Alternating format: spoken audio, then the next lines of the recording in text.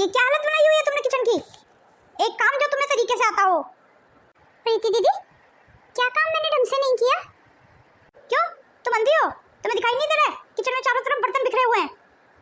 जल्दी से सारा काम समेट लो, माँ आएंगी तो बहुत गुस्सा होंगी फिर तुमसे। वो प्रीति दीदी, कई दिनों से मेरी तबीयत ठीक नहीं है। मेरे वो वाले दिन बंद होने का नाम ही नहीं ले रहे हैं, जिसकी वजह से अब मुझे बहुत थकान और कमजोरी महसूस हो रही है। यहाँ तक कि मुझसे तो किचन में खड़ा भी नहीं हुआ जा रहा है। ये सब ना तुम्हारे बहाने हैं, बंद करो बहाना बनाना। नहीं दीदी, ये कोई बहाने नहीं है, मैं सच बोल रही हूँ। मैं बस जैसे तैसे काम कर ही रही हूँ। अगर ऐसी बात है तो अपने मायके चली जाओ, जब ठीक हो जाओगी फिर आ जाना वापस। क्या हुआ प्रीति, अब किस बात पे बहस कर रही हो तुम दोनों? देख लो माँ, सारी किचन फैलाई हुई है। इनको किचन साफ करने के लिए बोल रही हूँ तो बहाने बना के दिखा रही है मुझे। पता नहीं क्या सोच के इसकी माँ ने इसकी शादी कर दी। इसकी माँ को पता नहीं था कि ससुराल में जाके काम भी करना होता है। अपने समय पे हम इतना काम करते थे और आजकल की ये बहुएं इतनी नौटंकी करती हैं कि बस पूछो ही मत। प्रीति, तू इसके रश्मि के साथ फटाफट किचन का काम निपटवा दे और बाहर आ जा, तेरी बुआ के आने का टाइम हो रहा है। जी माँ, मैं? जा, जल्दी जा, जल्दी से दरवाज़ा खोल दे, लगता है बुआ आ गई हैं। जी माँ, अभी खोल देती हूँ। अब मैं अपना दुख किसे बताऊँ? मैं इन लोगों को यकीन कैसे दिलाऊँ कि मेरी वाकई में तबीयत बहुत खराब है, मुझसे खड़ा भी नहीं हुआ जा रहा है। रश्मि बहू, जल्दी से चाय नाश्ते का इंतजाम कर ले, तेरी बुआ सास आ गई हैं। मेरे से तो खड़ा भी नहीं हुआ जा रहा है, मैं चाय नाश्ते का इंतजाम कैसे करूँगी? इतना पेट में दर्द हो रहा है मेरे, इतने चक्कर आ रहे हैं मुझे।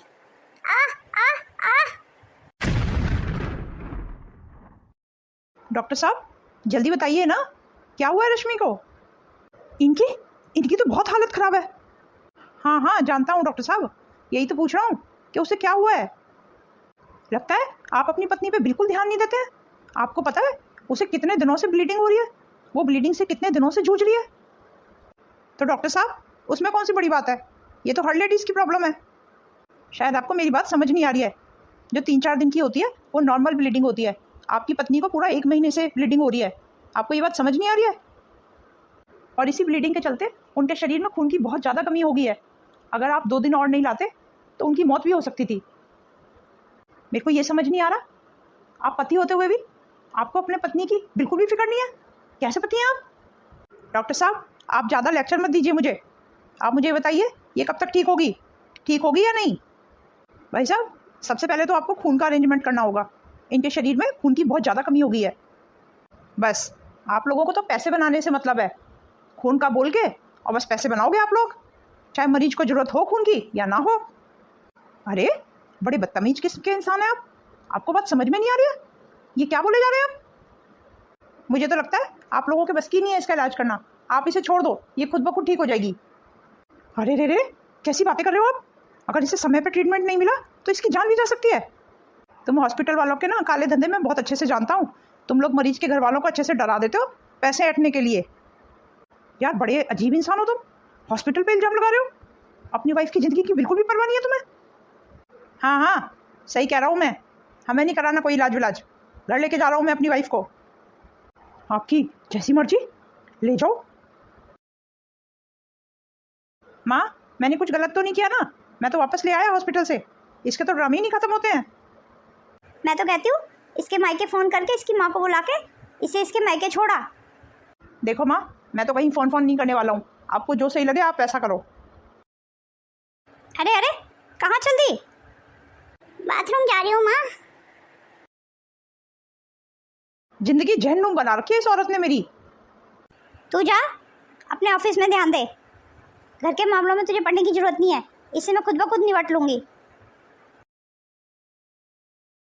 आ गई महारानी जी। तेरी माँ को फ़ोन कर रही हूँ मैं, ले जाएगी तेरे को यहाँ से। बस अब यही दिन बाकी रह गए थे कि सास और बहू की सेवा करेंगी। मेरे बस की नहीं है तेरी सेवा करना। हेलो समधन जी। जी नमस्ते समधन जी, कहिए कैसे याद किया आज मुझे? समधन जी, आप एक बार घर आ जाइए। मुझे आपसे बहुत ज़रूरी बात करनी है। क्या हुआ समधन जी? सब ठीक है ना? रश्मि तो ठीक है ना? नहीं नहीं, ऐसे घबराने की ज़रूरत नहीं है। पर हाँ, बात रश्मि के बारे में ही है। आप आ जाइए, फिर बैठ के बात कर लेते हैं। ठीक है समधन जी, मैं आती हूँ। चलो बला टली। अच्छा, इस मुसीबत से अब पीछा छूटेगा। इसकी माँ आ जाएगी और ले जाएगी इसे।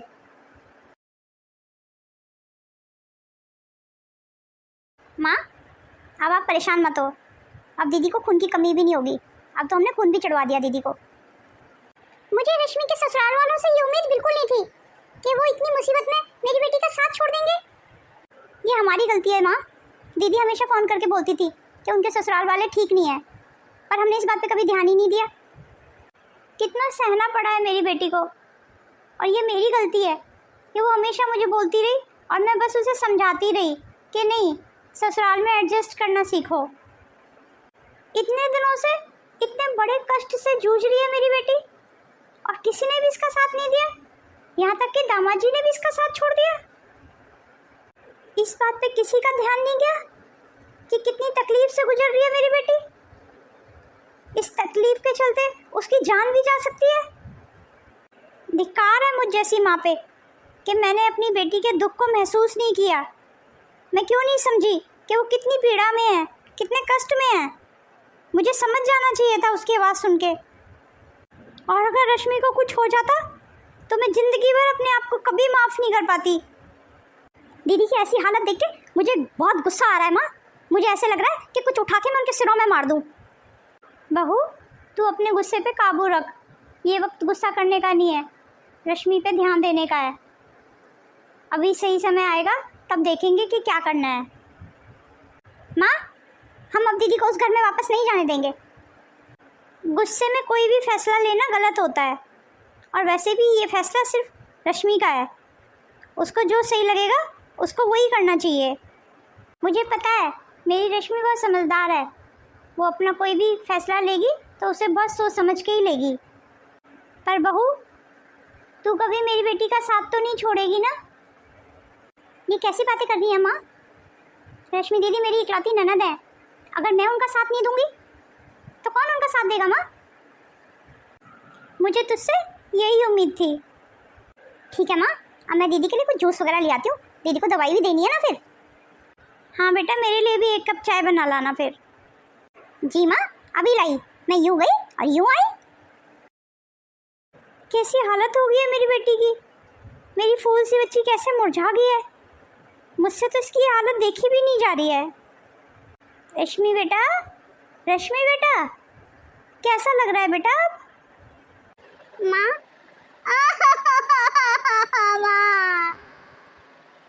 नहीं नहीं बेटा, तू ऐसे रो मत। मैं तुझे रोते हुए नहीं देख सकती। मेरी इतनी तकलीफ में मेरे ससुराल वालों ने मेरा साथ छोड़ दिया माँ। क्या बहुओं की यही औकात होती है उसके ससुरालों में? मेरी दिन रात की सेवा का उन्होंने ये फल दिया माँ। और तो और मेरे पति ने भी मेरा साथ नहीं दिया माँ। बस कर बेटा, सारी पुरानी बातों को भूल जा। वैसे ही तेरी तबीयत खराब है और बिगड़ जाएगी नहीं तो। ये देखो माँ, दीदी के लिए सूप और आपके लिए चाय ले आई हूँ मैं। मेरी प्यारी रश्मि दीदी, अब आपकी तबीयत कैसी है?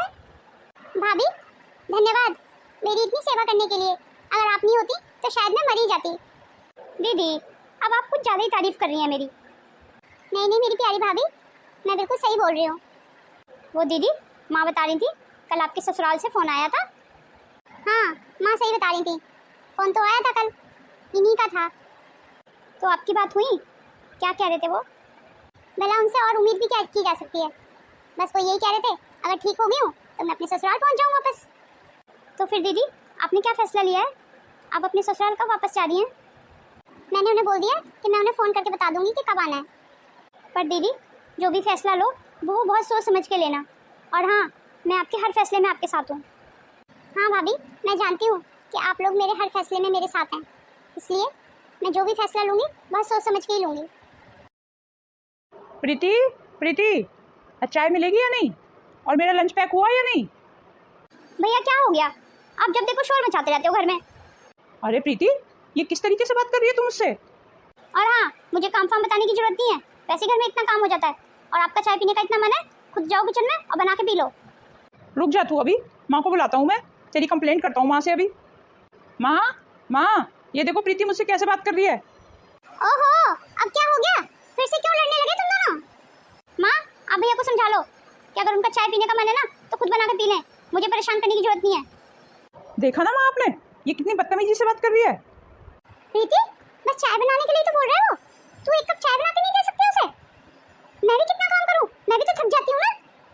कैसी बातें करती हो माँ आप? आपने तो हमेशा से काम ही किया है ना, तो अब आप थक कैसे जाती हो? जब से रश्मि गई है तब से घर की सारी जिम्मेदारी मुझ पे आ गई है। अब ये प्रीति तो बिल्कुल भी हाथ नहीं बटाती है काम करने में। देखो माँ, ये घर का काम ना मेरे बस की बात नहीं है। आप आइंदा से मेरे से नहीं बोला करो तो ज्यादा अच्छा है। पता नहीं क्यों मैं पहले ध्यान नहीं दिया, मुझे अब पता चला तू कितनी बदतमीज है। अरे बहू, मुझे चाय फाय मिलेगी आज या नहीं? बाबूजी, गलती हो गई, आपकी चाय बनाना तो मैं आज भूल ही गई। पता नहीं कैसे भूल गई, मैं अभी बना के ले आती हूँ। माँ, अब किचन में जा ही रही हो तो मेरा लंच भी बना लाना। प्रीति, तू भी आजा मेरे साथ किचन में, मेरा थोड़ा हाथ बटा दे। माँ, ये किचन विचन से तो मेरे को दूर ही रखो तो ज़्यादा अच्छा है, मैं नहीं आ रही कोई किचन विचन में। और वैसे भी माँ, आपको तो काम करने की आदत है ना, तो अब क्या हो गया? और माँ, अब आप सबके लिए चाय बना ही रही हो तो एक कप मेरे लिए भी बना लेना और मुझे मेरे रूम में दे आना। सुबह से काम कर करके कितना थक गई हूँ मैं, एक पल का भी आराम नहीं मिला है मुझे। और ये प्रीति तो बहुत ही बदतमीज निकली। ये तो इतना भी नहीं देखती है कि माँ अकेले किचन में लगी हुई है तो थोड़ा हाथ ही बटा दे, बस हर टाइम लैपटॉप और मोबाइल पे लगी रहती है।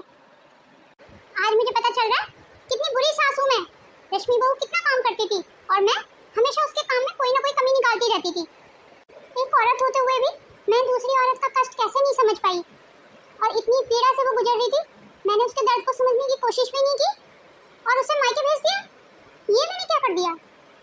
उसके उन दिनों में उसे मेरी कितनी जरूरत थी, कितना विलकती होगी वो, कितना याद करती होगी अपनी माँ को, और मैं उसका दर्द समझ नहीं पाई। कितनी बुरी हूँ मैं। हे भगवान, मुझसे बहुत बड़ा पाप हो गया। मैं भी जाती हूँ और पंकज को बोलती हूँ कि रश्मि बहू को घर वापस ले आए। उसके बिना ये मेरा घर अधूरा है बिल्कुल। मेरी अपनी बेटी होते हुए भी मैंने दूसरे की बेटी को क्यों अहमियत नहीं दी? वो पूरे दिन काम करती थी और कभी भी उसने मुंह नहीं बनाया। यहाँ तक कि अपने उन दिनों में भी जब वो इतने दर्द और परेशानी से गुजर रही थी, उस दिन लास्ट तक भी वो काम कर रही थी। और दूसरी तरफ एक मेरी बेटी है जो मुझे इतने जवाब देती है और ना मेरे दर्द को कभी समझती है, मेरी उम्र का भी लिहाज करती है।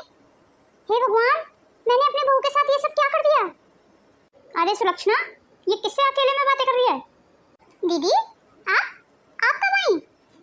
अभी आई हूँ, जब तू अपने आप से बातें कर रही थी। बातें क्या कर रही थी दीदी? अपनी किस्मत को कोस रही थी।